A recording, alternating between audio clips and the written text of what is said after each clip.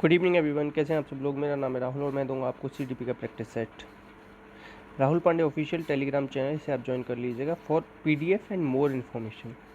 Okay, पहले question से start करिए। पहला क्वेश्चन है आपको बंडूरा के द्वारा दिया हुआ है। सामाजिक बंडूरा का क्या था? सामाजिक अवलोकन सिद्धांत था और सामाजिक संज्ञानात्मक सिद्धांत भी था इनका। ठीक है, याद रखना। और इनके में क्या था? इनके में 4 चीज़ें आती हैं: अटेंशन, रिटेंशन, रिप्रोडक्शन, मोटिवेशन। तो रिटेंशन आता है 1 नंबर पे दे रखा है, इंग्लिश में करके याद किया हुआ है मैंने, तो ठीक है। अवधारणा याद कर लेना, आंसर ये हुआ। बंडूरा पता है, याद रखना, कनाडा के थे। बोबो डॉल एक्सपेरिमेंट इन्होंने ही किया था और मॉडलिंग थ्योरी कहते हैं इन्हें। ठीक है,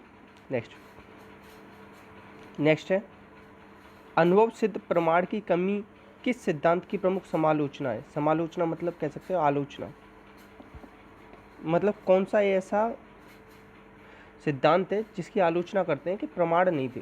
तो ये मल्टीपल इंटेलिजेंस थ्योरी, मतलब हॉवर्ड गार्डनर की। इनके में ना बहुत कोई भी प्रमाण नहीं था, यही दिक्कत कर गई इन चक्कर में।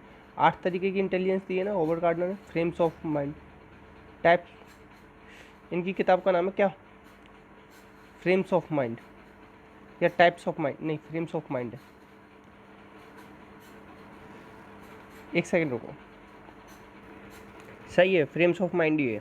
इनकी किताब कौन सी? फ्रेम्स ऑफ माइंड, याद रखना। ठीक है, तो आंसर क्या हो जाएगा? मल्टीपल इंटेलिजेंस थ्योरी के बारे में कहते हैं कि इसमें क्या था? अनुभव सिद्ध प्रमाण नहीं थे इसके। नेक्स्ट है वाइगोत्स्की के अनुसार एक बच्चे के सांस्कृतिक विकास के दौरान प्रत्येक कार्य कितनी बार दिखाई देता है? तो प्रत्येक बार 2 बार करता है वो। आंसर हो जाएगा ए। वाइगोत्स्की ने ना सोशो कल्चरल थ्योरी दी थी, ठीक है, रेसिप्रोकल टीचिंग दी थी, मेक बिलीव प्ले का कॉन्सेप्ट दिया था, कहा था पहले लैंग्वेज आती है फिर थॉट आता है। शुरुआत में ऐसे समझो, शुरुआत में अलग अलग रहते हैं, फिर लैंग्वेज आती है फिर थॉट आता है, पहले लर्निंग होगी फिर डेवलपमेंट होगा। यही सारे कॉन्सेप्ट हैं इनके। एक जेडपीडी का भी कॉन्सेप्ट है, जोन ऑफ प्रॉक्सिमल डेवलपमेंट। ठीक है, याद रखना। नेक्स्ट, दीर्घकालिक स्मृति कितनी अवधि की होती है? तो ये होती है जीवन भर की। कितने? एक होती है लघुकालिक, वो होती है 20 सेकंड तक की, समझ लो। ठीक है, नेक्स्ट, जीवन स्थान, लाइफ स्पेस, ये किसने दिया? कोटलेविन ने दिया है। इनका एक फॉर्मूला हो रहा है, बी बराबर बिहेवियर बराबर पी एफ इंटू ई। बिहेवियर क्या होता है? पैटर्न होता है किस किस का? फंक्शन और एनवायरनमेंट का। बी एफ बराबर पी इंटू ई। बिहेवियर क्या होता है? फंक्शन होता है किस किस का? पी और ई का। इस तरीके से थोड़ा सा याद रखेंगे। ठीक, आंसर हो जाएगा बी। ठीक है, और एक चीज़ याद रख सकते हैं कि चलो अभी इतना ही याद रख लो, छोड़ दो उसे। नेक्स्ट, गुथरी का मानना था, गुथरी क्या था? इन्होंने भी एक, जैसे ये पावलव वगैरह है और जैसे ये थॉर्नडाइक, इन्होंने लर्निंग कराई ना, तो गुथरी ने भी कराई। तो गुथरी क्या कहता था कि एक ही बार में सीखता है। जैसे पावलव, ये थॉर्नडाइक क्या कहता था? बार बार प्रैक्टिस कर करके सीखता है, कोई भी चीज़ प्रैक्टिस से सीखता है, ट्रायल एंड एरर कहा था। मगर इन्होंने क्या कहा था गुथरी ने, कि एक ही बार में लर्निंग होनी होगी। तो ठीक है, आप एकल परीक्षण के बाद, after a single trial. Answer हो जाएगा सी। केवल इतनी सी बात याद रखने की, एक बार में लर्निंग हो जाएगी, ऐसा कहा था गुथरी ने। नेक्स्ट, इसमें से कौन सा अनुकूलन की प्रक्रिया का पहला चरण है? तो अनुकूलन की पहली प्रक्रिया, पहला चरण होता है उद्दीपन। देखो ये सब अब किसके? व्यवहारात्मक सिद्धांत पर आधारित बातें हो रही हैं। ठीक है, तो आंसर हो जाएगा ए। नेक्स्ट,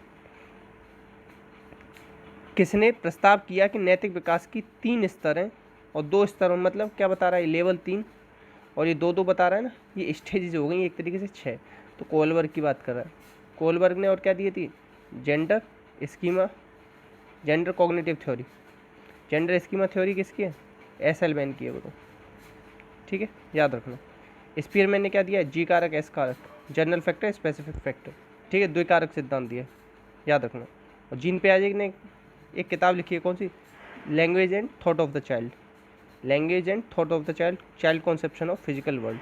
ये 2 किताबें याद रख लेना, आंसर होगा B. Next, B F Skinner एक डैश मनोवैज्ञानिक थे, कैसे थे? व्यवहारात्मक। स्किनर के अलावा और कौन था? थॉर्नडाइक था, और कौन था? पावलव, और ये कौन? बंडूरा। ठीक है, और इतना याद रख लो। नेक्स्ट है दंड और पुरस्कार से प्रभावित होकर अधिगम को इस रूप से जाना जाता है। किसकी बात कर रहा है? दंड और पुरस्कार की। तो दंड और पुरस्कार किस में देते हैं बताओ? ये देते हैं ऑपरेंट कंडीशनिंग में। इसी ने तो कहा था स्किनर ने, किसकी बात कही थी? पुरस्कार वगैरह देने की, पुनर्वलन देने की, ठीक है, याद रखना। और स्किनर ने किस पे प्रयोग किया था? चूहे पे किया था और कबूतर पे किया था। 1938 में चूहे पे किया था, 1943 में कबूतर पे किया था, ठीक है, याद रखना। और क्या याद रख सकते हो? बिहेवियर ऑफ ऑर्गेनिज्म, ये किताब है इनकी। ऑपरेंट कंडीशनिंग, इंस्ट्रूमेंटल कंडीशनिंग, ये सब इन्हीं से रिलेटेड है। नेक्स्ट, हॉवर्ड गार्डनर था ना, उसके बहु प्रतिभा बुद्धिमत्ता के सिद्धांत के अनुसार एक जो चिकित्सक होता है ना, चिकित्सक में कैसी बुद्धि होनी चाहिए? तो उसमें होनी चाहिए क्या? इंटरपर्सनल। किसकी बात कर रहा है पता है? थेरेपिस्ट की बात कर रहा है। थेरेपिस्ट पता है कौन होता है? जो आपको काउंसलिंग वगैरह करता है, थेरेपी जो देता है, तो वो उसमें होती है इंटरपर्सनल। कौन सी? इंटरपर्सनल। मतलब जो दूसरों की भावना को समझ सके, दूसरों की भावना समझ सके, और जो खुद को जान सके, जैसे गौतम बुद्ध, ये जिन्हें निर्वाण वगैरह की प्राप्ति हो जाए, मतलब खुद अपने बारे में मतलब जो जानकारी जुटा लें, ठीक है, तो उन्हें कहते हैं इंट्रापर्सनल। आंसर होगा इसका बी। नेक्स्ट, स्किनर ने निम्न में से किन जानवरों पर प्रयोग किया? ऊपर ही बताए थे, चूहे और कबूतर पर। आंसर होगा ये। नेक्स्ट, नेक्स्ट है, निम्न में से कौन सा उपयुक्त रचनात्मक आकलन का कार्य नहीं? परियोजना है, अवलोकन है, खुले अंत वाले प्रश्न है। कभी भी क्रम निर्धारित नहीं करते हम, याद रखना। तो आंसर क्या हो जाएगा? आंसर हो जाएगा सी। नेक्स्ट, किस मनोविज्ञान ने पहली बार व्यवहारवाद शब्द का प्रयोग किया? तो ये था कौन? वॉटसन। वॉटसन को क्या कहते हैं? व्यवहारवाद का जनक, वाद का जनक। क्या कह रहा है? प्रयोग किया। अगर कहता शब्द दिया तो क्या हो जाता? मैकडूगल। मैकडूगल की किताब क्या नाम है? आउटलाइन ऑफ साइकोलॉजी, ठीक है, याद रखना ये। और मैकडूगल ने क्या कहा था? चेतना एक बहुत ही बुरा शब्द है, ये भी कहा था। पावलोव का पूरा नाम है इवान पेट्रोविच पावलोव, ठीक है। कुत्ते पर प्रयोग किया था, पैरोलिटिड ग्लैंड थी कुत्ते की। हॉपेन मशीन पे दर्शाया था ये प्रयोग, ठीक है। लिएंडर एंडरसन ने शिक्षा के क्षेत्र में इसका यूज़ किया था, ठीक है, याद रखना इतना। नेक्स्ट,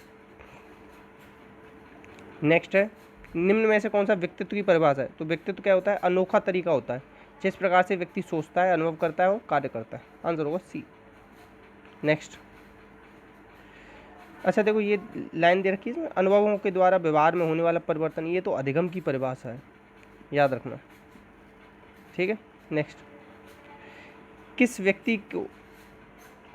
व्यक्ति के व्यक्तित्व को समझने के लिए व्यवहारवादी जो होते हैं ना, डैश देखेंगे। क्या देखेंगे बताओ? तो व्यवहारवादी किस चीज़ की बात करते हैं? व्यवहारवादी करते हैं पुरस्कार और दंड की बात, ठीक है, आंसर हो जाएगा सी। नेक्स्ट, इसमें से कौन सा 5 बड़े व्यक्तित्व के कारकों में से नहीं है? ये एक सिद्धांत है 5 बड़े व्यक्तित्व से रिलेटेड, तो इसमें ना चिंता नहीं आती। बाकी ये कर्तव्यनिष्ठता, बहिर्मुखता, सहमतता, ये सब आती है। तो आंसर क्या हो जाएगा? बी। नेक्स्ट, अब देखो अंग्रेजी शब्द का पर्सनैलिटी, देखो ये पूछा जाता है पर्सनैलिटी शब्द किस भाषा का शब्द है? तो हम बहुत बार हमें ये पता है कि पर्सोना शब्द से बना है जो कि लैटिन का है, तो हम इसे ही लगा के चले आते हैं। जबकि पर्सनैलिटी अंग्रेजी का है। ये पूछे पर्सनैलिटी किससे बना है, तो वो पर्सोना से बना है, याद रखना। आंसर ए होगा, ठीक है, आंसर क्या हो जाएगा? ए। नेक्स्ट, अच्छा इसका अर्थ क्या होता है? इसका अर्थ होता है मुखौटा, ये भी याद रख लेना, ठीक है। नेक्स्ट, व्यक्तित्व के निर्माण की शुरुआत कहाँ से होती है? ये परिवार से होती है। नेक्स्ट, आत्मज्ञान सिद्धांत ये दिया था मैस्लो ने। नीड थ्योरी दी है, नीड थ्योरी, ठीक है, मोटिवेशन की। उसमें सबसे आखिरी स्टेज क्या होती है? आत्मज्ञानी तो होती है सेल्फ एक्चुअलाइजेशन। सबसे छोटी स्टेज कौन सी होती है? शरीर। तो सबसे छोटे स्तर की मांग होती है शरीर की मांग। सबसे आखिरी में आती है सेल्फ एक्चुअलाइजेशन, जो कि आत्मसिद्धि है। तो ये सब क्या है? मैस्लो का दिया हुआ, ठीक है, याद रखना। सेल्डन ने तो शरीर के आधार पर व्यक्तित्व के, शरीर के प्रकार के आधार पर, टाइप्स के आधार पर व्यक्तित्व के प्रकार बताए थे, ठीक है। नेक्स्ट, आधुनिक काल में व्यक्ति किस पर आधारित होता है बताओ? ये व्यक्ति नहीं दे रखा, ये व्यक्तित्व दे रखा है। तो व्यक्तित्व किस पर आधारित होता है? सर्वांगीण विकास पर। आंसर ए होगा, याद रखना। नेक्स्ट, वुडवर्थ ने व्यक्ति के शरीर के कितने शील गुण बताएं? तो ये बताएं 12, ठीक है, याद रखना, इंपॉर्टेंट बनेगा। नेक्स्ट, देखो किसके अनुसार व्यक्तित्व क्या है? व्यक्ति के बाहरी एक समग्र गुणात्मक है। समग्र क्या है? सम मतलब क्या होता है, समग्र एक साथ आ रहे हो तो ये बुड बर्थ, अच्छी बात है ना, बुड मतलब गुड, ऐसे याद किया मैंने, समग्र मतलब गुड बर्थ। नेक्स्ट, सो हृदय और को हृदय ये किसके हैं, विलियम जेम्स के हैं, ठीक है। यही आउटलाइन ऑफ साइकोलॉजी, वो principle of psychology, principle of psychology और टॉक टू टीचर्स, ये दो किताब है ना इसकी, याद रखना। थॉर्नडाइक के नियम में 1898 में मुख्य नियम दिए थे कितने, 3, कौन कौन से, तत्परता, अभ्यास, प्रभाव, ठीक है, याद रखना। और बुद्धि कितने प्रकार की बताई थी, 3, मूर्त, अमूर्त, सामाजिक। व्यक्तित्व चिंतन, व्यक्तित्व बताया था कल्पनाशीलता के आधार पर, स्थूल, सूक्ष्म और प्रत्यक्ष, ठीक है। और हिप्पोक्रेटस ने सबसे पहले व्यक्तित्व का वर्गीकरण किया था, कितने प्रकार के, 4, कफ, पित्त और काला पित्त और पीला पित्त, और इसी तरीके से काला, पीला, कफ, 4 तरीके बताए थे, इतना याद रख लेना, ठीक है। और नेचर ऑफ मैन ये इसकी किताब का नाम है। नेक्स्ट, रेमंड कैटल था ना, उसने 16 पीएफ क्या बताए थे, तो 16 व्यक्तित्ववादी कारक बताए थे। टोटल इसके में सामान्य पता है कितने थे, सामान्य तो थे 23, सामान्य कितने थे, 23 थे, उसमें से 16 अच्छे अच्छे छांट लिए थे इसने, ठीक है, इसलिए इंपॉर्टेंट बनता है ये क्वेश्चन। ये मैंने कल ही पढ़ा कि सामान्य इसके में टोटल कितने थे, 23 थे, ये याद रख लेना आप लोग भी। नेक्स्ट है पशु पक्षी एवं प्रकृति के संबंधित रंगीन कार्डों को व्यक्तित्व के समायोजन के लिए, देखो शाही रोरसा वाला किसने दिया है, हरमन रोरसा ने दिया है। कब दिया है, 1921 में दिया है। इसके में कितने कार्ड होते हैं, 10, 5 काले सफ़ेद होते हैं, 2 काले लाल होते हैं और 3 बहुरंगी होते हैं। पाल अंतर्नोद किसने दिया है, लियोपोल्ड बेलाक ने दिया है। कब दिया है, 1948 में दिया है। रिवाइज किसने किया, कृष्ण ने किया है, क्रिश्चियन करके एक, ठीक है। तो इसके में होते हैं पशु पक्षी वाले तो, ठीक है, ये कई बार क्वेश्चन पूछा जाता है, पशु पक्षी के कार्ड किसके में होते हैं, बाल अंतर्नोद में होते हैं। और प्रासंगिक अंतर्बोध टीएटी में कितने होते हैं, 30+1 होते हैं, ठीक है, मॉर्गन मुरे ने दिया था, याद रख लेना। इसके में 10 पे औरतों के, 10 पे आदमी, 10 पे दोनों के और 1 ब्लैंक होता है जिस पे लिखना होता है। नेक्स्ट, व्यक्तित्व क्या है, बाहरी और आंतरिक कारकों का योग है व्यक्तित्व। नेक्स्ट, वाक्य पूर्ति परीक्षण में 12 अधूरे वाक्य होते हैं जिनका प्रथम अक्षर किससे शुरू होता है, ये होता है माँ से, किससे होता है, म, ठीक है। अच्छा एक चीज़ याद रखना, एक होता है ये म, एक होता है म, ये क्या है, ये वर्ण है और ये क्या है, अक्षर है, याद रखना ये चीज़। नेक्स्ट है गोल्टन के शब्द साचर्य परीक्षण में उद्दीपक शब्दों की संख्या कितनी थी, 50 से 70।